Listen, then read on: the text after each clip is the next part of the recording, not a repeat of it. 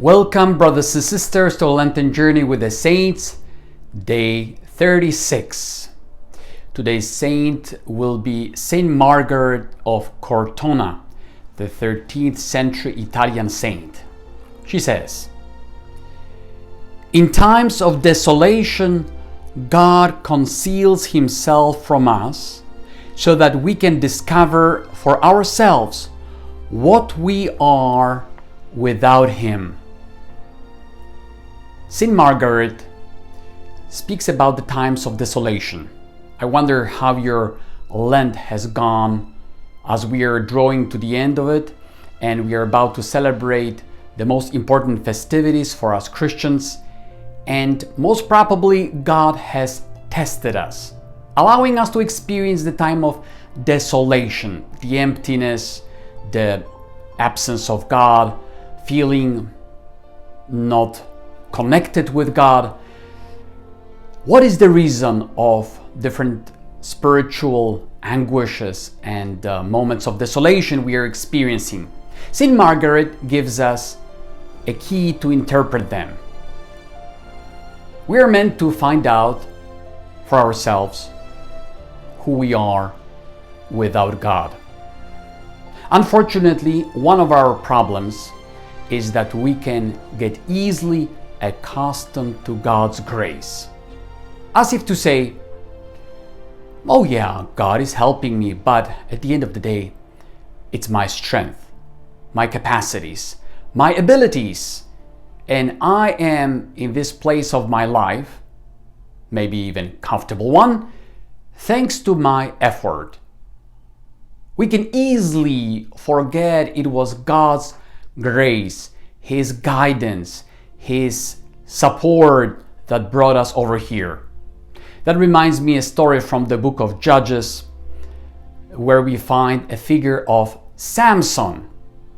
I encourage you to read his story, but there is one particular event when the beloved of his life, Delilah, is luring him to divulge the secret of his strength with which he had been wiping out all the Philistines and no one was able to overpower him. At a certain stage, she managed to get the secret out of him. That was when someone would shave the 7 hair locks from his head, the strength, the power of God, would leave him. Sure enough, when he was asleep, Delilah shaved his head, then called the Philistines and cried out to Samson, "The Philistines are upon you."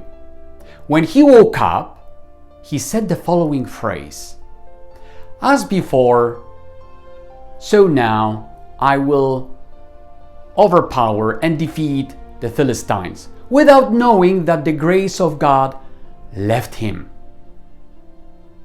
It might be our situation where we're already comfortable. Some people even say, well, I went to a few courses of spirituality or how to handle life. Now I don't need guidance or a spiritual support. I can manage. I learned a few tricks, some dynamics. I gained some wisdom.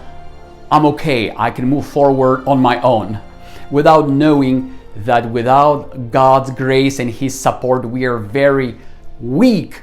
And sometimes, or in some cases, many times, we experience it a hard way, falling in sins that maybe we have been freed for a long time.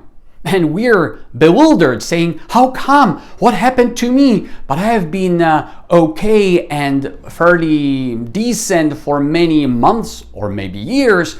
And now look at me. I fell in those sins that I have been freed for many years. We got used to thinking it was us. It was our strength. It was our ability. And God, to help us see who we are of ourselves, so that we might not become too arrogant and cocky deep inside of our hearts, He would raise His hand from above our head, making us see we're miserable. when you read the lives of all the saints, they speak about themselves in very low terms, that they are miserable sinners and poor and wretched people. We may be even considering that they are exaggerating, but they are sincere in what they are saying. They tasted. God revealed to them who they are on their own. Saint John the 23rd, the Holy Father, in his journal about his spiritual life, he points out to one event when he says that God allowed him to experience his wretchedness for 3 days, making him see who he is without God. On another occasion, I was reading another story of a saint who, similarly to Saint Faustina and others who are great important saints, experience a total despair and desolation, and then she says, now I could see what it means life without God, without the presence of God. And therefore we are in face of different tribulations and desolations, and God seems to be absent. But the reason for that, as Saint Margaret teaches us, is to find out who we are on our own, in our own capacities, so that we can say, my goodness, it was the grace of God. He's upholding me, supporting me. I'm so poor and miserable without God's grace. What can I do without Him? Lord, I need to cling to you. I desperately need you, because of my own I'm falling apart. I'm just an easy prey of the demons. Grant me your strength, Lord.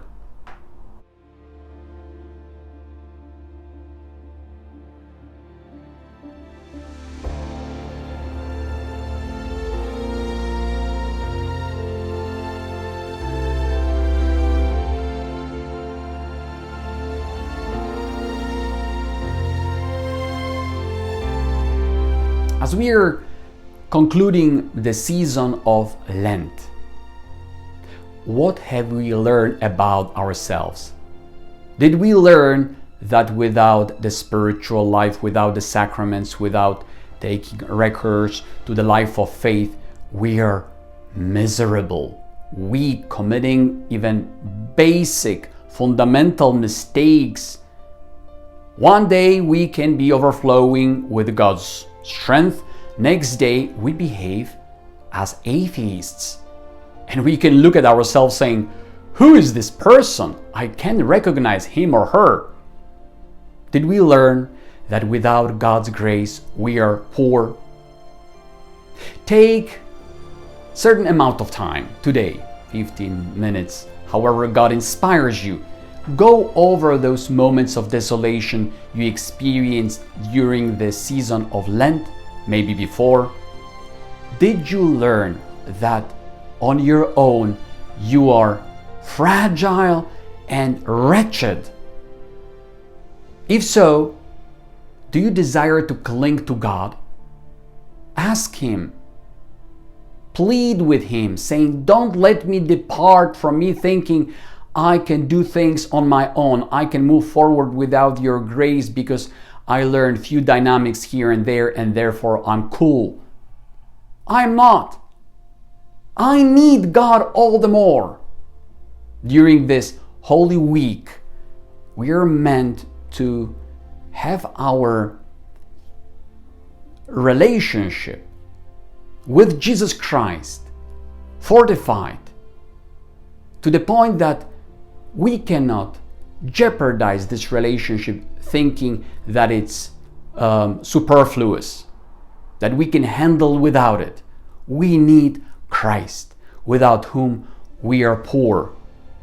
But now, having Him in our lives, we can go through any desolation and the dark night, knowing and experiencing He is with us. God bless you, brothers and sisters, as we are slowly concluding our Lenten journey with the saints.